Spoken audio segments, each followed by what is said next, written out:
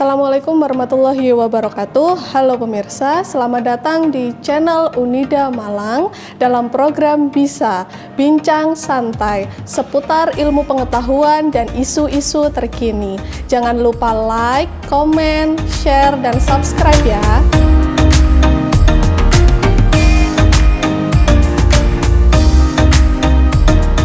Oke, dalam Bincang Santai kali ini kita akan membahas tentang mahasiswa introvert dan ekstrovert dalam pembelajaran online.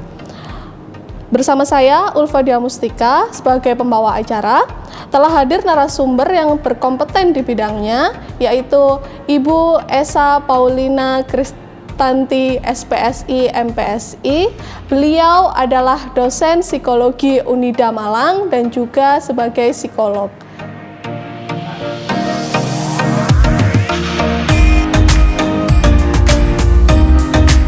Langsung saja kita berkenalan dengan narasumber kita hari ini, yaitu Ibu Esa Paulina. Selamat datang Ibu Esa.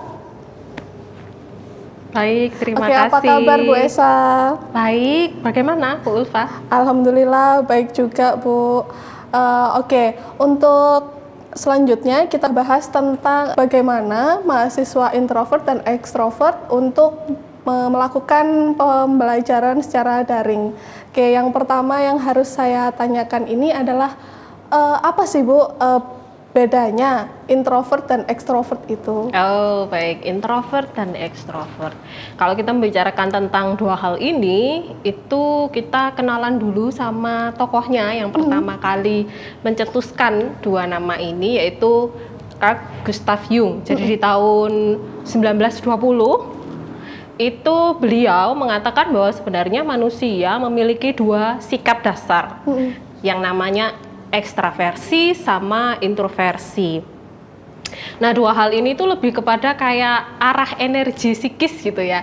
Kalau introversi itu lebih kepada bahwa manusia memiliki arah energi psikisnya lebih ke dalam. Jadi lebih ke dalam diri kita, sehingga yang terlihat orang-orang ekstraversi itu lebih menyukai berpikir. Jadi menganalisis apa yang dia lihat, terus kemudian berpikir secara mendalam karena memang arah psikisnya itu ke dalam sehingga dia bersifat subjektif. Nah, sebaliknya orang-orang ekstraversi itu energi psikisnya lebih keluar. Makanya orang-orang ekstraversi itu terlihat lebih senang pada saat berinteraksi dengan orang lain, saat berdiskusi itu mereka senang sekali karena arahnya keluar gitu. Jadi kelihatannya kalau dilihat membedakan sih lebih ke arah situ ya. Jadi orang introversi lebih kepada ke dalam, berpikir, menganalisis. Kalau orang-orang ekstraversi lebih banyak terlihat berinteraksi dengan orang lain, terus kemudian berani menyampaikan pendapat walaupun nggak tahu pendapatnya itu kadang benar atau enggak, kayak gitu. Nah, dua hal ini sih lebih kelihatannya perbedaannya antara introvert sama ekstrovert gitu. Gini Bu, kan ada kalau orang itu kan ngomong aku ini kadang introvert tapi aku juga kadang ekstrovert. Kira-kira manusia itu memang introvert dan ekstrovert itu bisa jadi satu atau seperti apa Bu? Iya betul. Jadi memang sebenarnya kalau kita melihat dari teorinya Jung ya, manusia itu sebenarnya punya keduanya. Jadi istilahnya kita itu memiliki unsur introversi di dalam diri kita, kita punya unsur ekstraversi pada diri kita. Nah, yang membedakan antara kita dengan orang lain adalah kadarnya.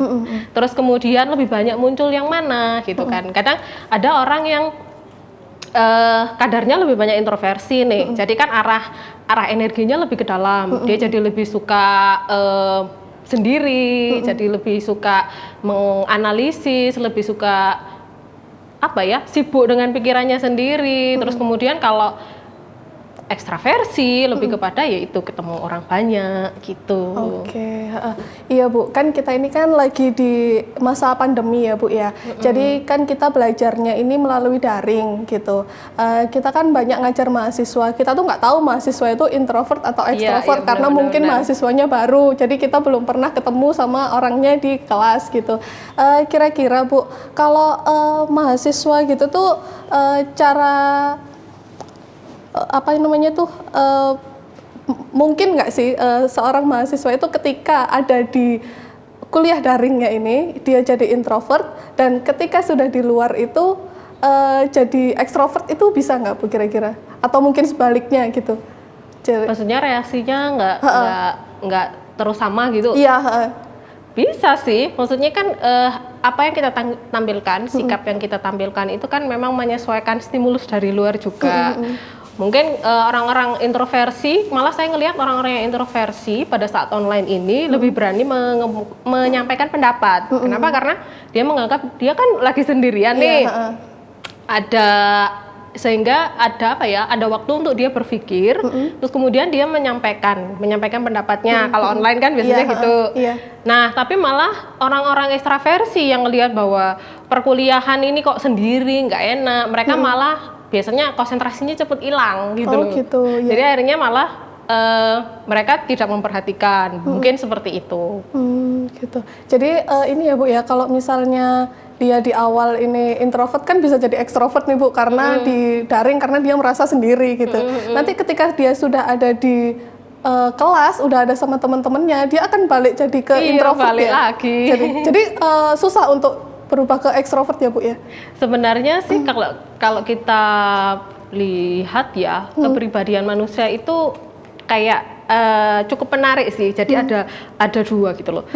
Kepribadian itu bisa menetap, jadi menetap seumur hidup. Ada aspek-aspek tertentu yang menetap tetap gitu. Ada juga yang berubah karena stimulasi dari luar. Kayak contohnya nih, orang-orang introversi atau introvert itu biasanya dari lahir sampai dengan nanti meninggal biasanya akan tetap introversi. Nah, terus apa pengaruhnya? Biasanya tergantung stimulasi sepanjang hidup gitu ya.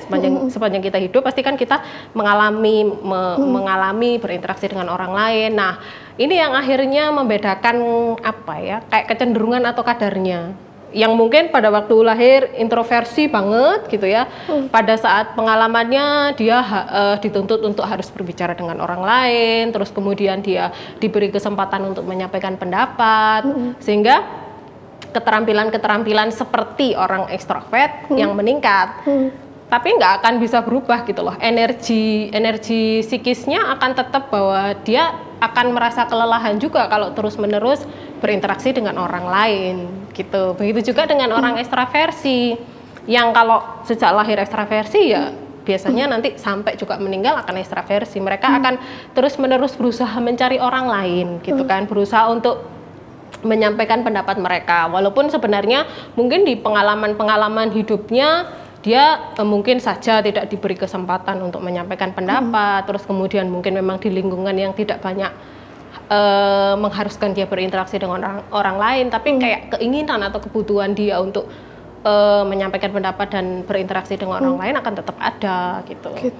Oke, selanjutnya kalau misalnya kayak gitu kan Bu, kan pasti ada dampak negatif sama positifnya ya Bu ya. Kalau misalnya dia jadi dari introvert terus dia tetap introvert terus kalau misalnya ekstrovert jadi ekstrovert terus gitu. Kira-kira apa Bu kalau misalnya jadi dampaknya gitu, dampak negatif atau positifnya untuk pembelajaran online seperti ini Bu? Kalau untuk pembelajaran online sih kayaknya ya kita melihatnya itu yang banyak diuntungkan akan kita ngelihat orang-orang introversi akhirnya sih ya. Karena memang kita lebih banyak interaksinya dalam bentuk online yang notabene akan sangat berbeda kayak feel atau rasanya pada saat kita bertemu langsung. Padahal kan kalau kita ngelihat energi seorang ekstroversi ini harus dikeluarin nih, harus ketemu, harus kayak semacam ada kontak mata kayak kita sekarang gitu kan. Nah, kayaknya yang lebih banyak mengalami kesulitan nih orang-orang ekstraversi. Nah, yang lebih banyak diuntungkan malah lebih seneng kan orang introversi. Dia tidak harus basa-basi dengan orang lain, dia tidak harus melakukan interaksi dengan orang lain, bahkan ada kesempatan untuk menelaah lebih lanjut dengan materi yang disampaikan sama dosen gitu. Iya. Kalau gitu berarti ada pengaruh dari akademiknya ya Bu ya, kalau misalnya mungkin IPK-nya atau seperti apa gitu Bu? Kayaknya sih ada ya, tapi kalau berhubungan dengan IPK sih nggak terlalu berhubungan dengan kepribadian.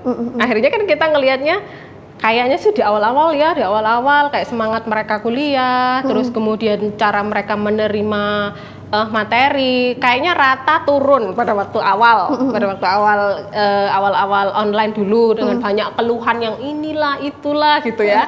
Tapi kan seiring dengan proses kita hampir sudah setahun lebih itu online hampir 2 gitu kan tahun ya. dah, Bu. Nah itu akhirnya juga mereka menyesuaikan, istilahnya kepribadian apapun kalau mereka mampu untuk menyesuaikan, ya nilainya akan juga mempengaruhi gitu loh. Yang pertama, terus yang kedua juga motivasi mereka gitu loh. Lah mereka kuliah ngapain? Mereka kuliah motivasinya apa? Nah itu juga akan mempengaruhi apakah mereka juga benar-benar niat mengerjakan tugas yang sekarang lebih banyak mandiri, maksudnya tidak didampingi langsung. Terus kemudian juga motivasi mereka untuk mendengarkan proses online, perkuliahan online. Terus kemudian juga bagaimana mengatasi stres mereka yang kebanyakan sambat banyak Bu tugasnya gitu kan.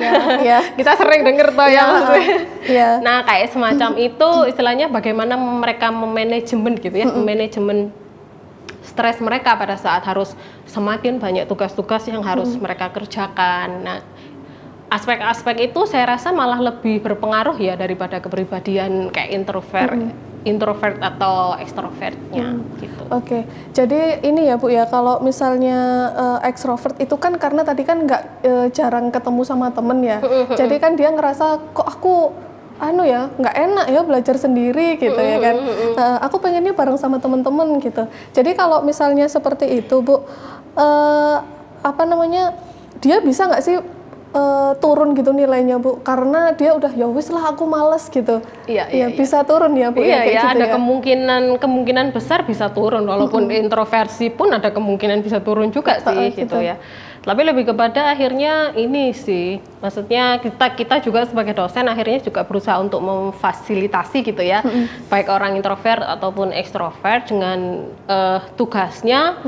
Kalau bisa jangan monoton, jadi kayak semacam kita memfasilitasi orang-orang introvert nih. Berarti kan orang-orang introvert itu sukanya apa sih? Menganalisis kan, berarti menganalisis dengan pekerjaan mandiri. Berarti kan ada tugas-tugas yang harus diberikan secara mandiri sehingga mereka bisa menganalisis materi yang sudah diberikan. Ada juga nanti tugas-tugas yang harus meminta mereka untuk bekerja kelompok, artinya memberi kesempatan mereka untuk berinteraksi baik secara online maupun ketemu langsung gitu kan. Istilahnya juga memfasilitasi orang-orang ekstrovert sehingga juga energi mereka keluar, istilahnya berinteraksi, berdiskusi, menyampaikan pendapat bisa juga tersalurkan. Jadi selama ini sih kayaknya juga memang sudah dilaksanakan sih oleh banyak dosen gitu kan, memfasilitasi baik introvert maupun ekstrovert. Jadi istilahnya ya variasi proses mengajar ya akhirnya di arah itu juga. Gitu tuh dosen bisa tahu nggak sih Bu, ini anaknya introvert, ini anaknya ekstrovert atau gimana gitu Bu kira-kira? Iya, kalau online agak susah sih. Saya pikir agak susah juga. Itu bisa kelihatan ya, maksudnya bisa kelihatan paling kalau langsung gitu ya, luring langsung, itu pun juga beberapa pertemuan kan bisa kelihatan. Kalau online agak susah sih memang. Gitu ya. Kadang juga menyampaikan pendapat pun kan kita juga nggak tahu ini menyampaikan pendapatnya ini pokok asal jeplak gitu kan. Mungkin itu kelihatan kalau ekstrovert, pokok ngomong gitu ya, pokok kelihatan dia ngomong. Mungkin itu kita bisa jadi salah satu aspek kalau oh iya ini mungkin saja. Jadi kayak mungkin maksudnya ekstraversi, terus kalau jawabannya bisa mendalam tapi dia nyampaikannya sambil malu-malu, mungkin saja bisa oh iya ini introvert anaknya gitu. Tapi kita nggak bisa kayak oh iya ini langsung bisa ngelihat bahwa orang ini introversi atau ekstraversi. Kita nggak bisa ngejudge gitu ya Bu ya. Susah juga kayaknya. Iya, oke. Kan tadi kan kita udah membahas tentang bisa naik bisa turun gitu ya Bu ya.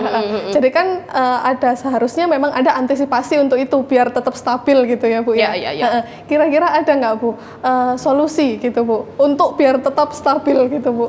Ini untuk mahasiswa berarti ya? Iya, untuk mahasiswa.